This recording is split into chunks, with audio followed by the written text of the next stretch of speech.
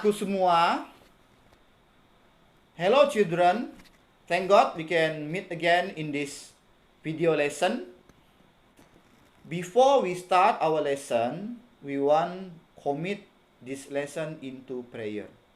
Sebelum kita memulai pelajaran kita pada hari ini, mari kita menyerahkan semuanya ini ke dalam doa. Let us pray. Mari kita berdoa. Bapa di surga, Allah pencipta langit dan bumi, kami bersyukur pada hari ini, di mana kami, anak-anak-Mu, dapat bersama-sama mempelajari firman-Mu dalam pendidikan agama Kristen. Berkatilah guru-guru yang mengajar dan kami anak-anak yang belajar, agar firman-Mu ini dapat menjadi pedoman hidup kami. Ampunilah dosa dan kesalahan kami berdoa dalam nama Tuhan Yesus. Amin. Nah anak-anak, sebentar lagi kita akan masuk kepada tahun yang baru, yaitu tahun 2021. Karena ini sudah bulan November, pertengahan November, dan nanti akan masuk Desember, setelah itu masuk Januari, yaitu tahun Tuhan, tahun 2021. Waktu begitu cepat. Nah, kalau kita melihat dalam kehidupan Nuh juga mengalami sebuah awal yang baru. Sebuah awal yang baru. Dalam kitab Kejadian pasal 8 ayat 6 sampai kitab Kejadian pasal 9 ayat 17. Di mana kita melihat Nuh memulai sebuah awal yang baru. Nah, kita mau kembali lagi pada pelajaran 2 minggu yang lalu, bagaimana air itu menguasai seluruh bumi selama 150 hari. Berapa hari? 150 hari. Artinya bumi ini digenangi oleh air sampai tinggi-tinggi 150 hari. Nah, setelah 150 hari, air mulai surut. Tetapi surutnya nggak langsung surut, pelan-pelan. Kemudian karena air itu surut, kapal Nuh atau bahtera Nuh itu tersangkut kandas di sebuah tempat yang namanya Gunung Ararat. Gunung apa? Ararat. Nah, bahtera itu kandas di gunung, berarti berada di tempat yang tinggi sekali. Dan selama 40 hari, bahtera itu di atas gunung. Jadi Nuh mulai mau melihat-lihat nih, apakah air itu sudah surut.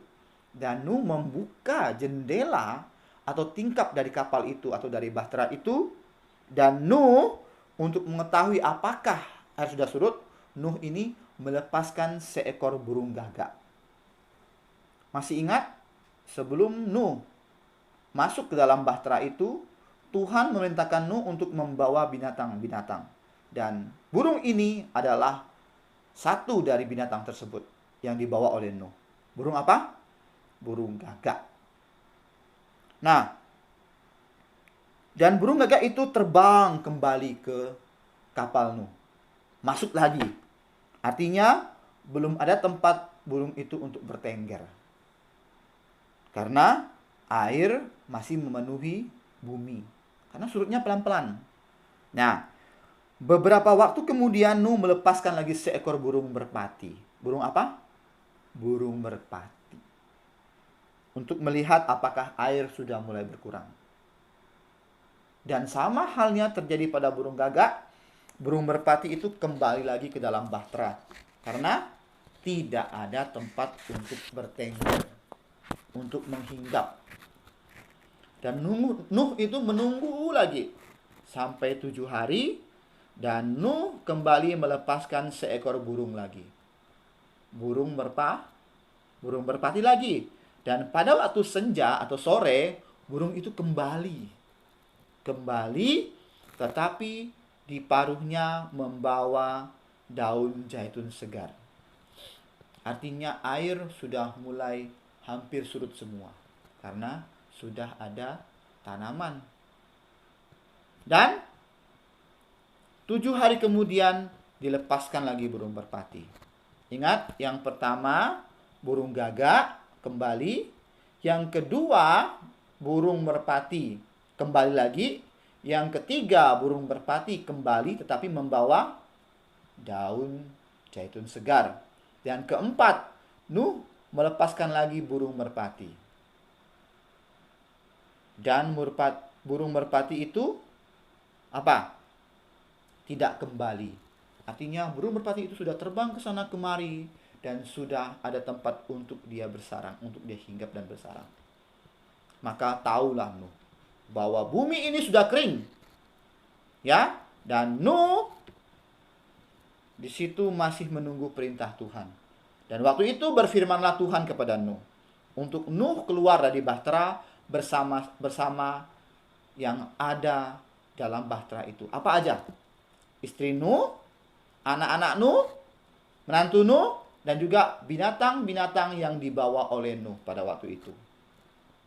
Jadi Nuh keluar dengan mereka.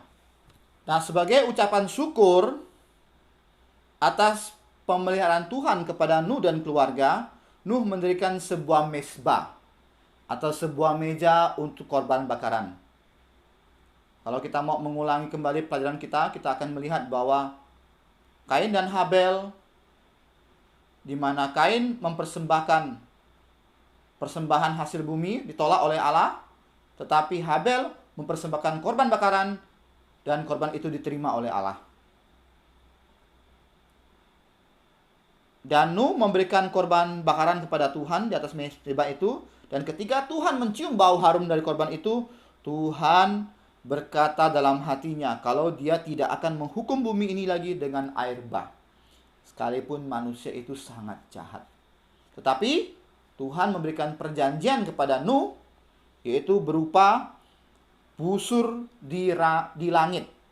Busur di langit, yaitu yang kita kenal dengan sebutan pelangi.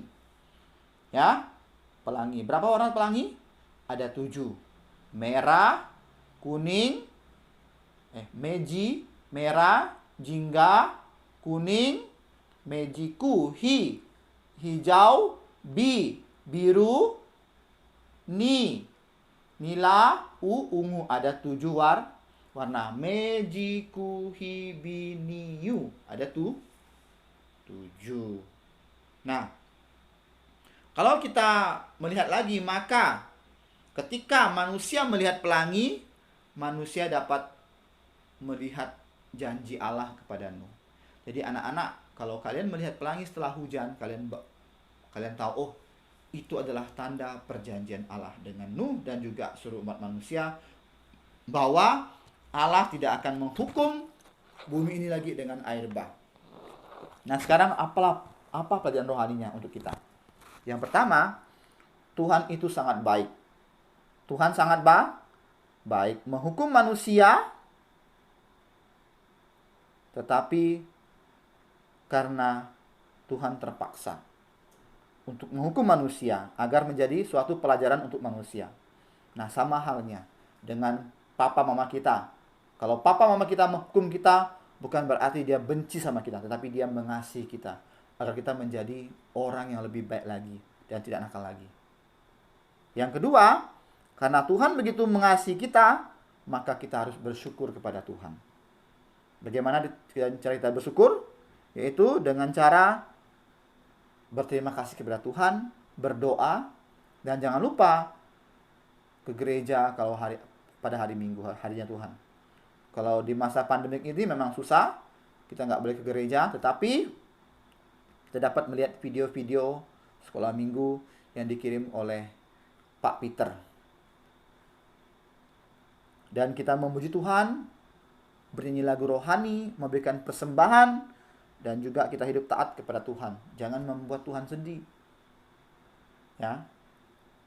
Dan ingat, hari ini kita sudah belajar tentang Nuh. Bagaimana Nuh memulai hidup yang baru. Nuh keluar dari bahtera, dan Nuh mendapatkan perjanjian dari Tuhan bahwa pelangi adalah tanda bahwa Allah tidak akan menghukum dunia ini lagi dengan air bah.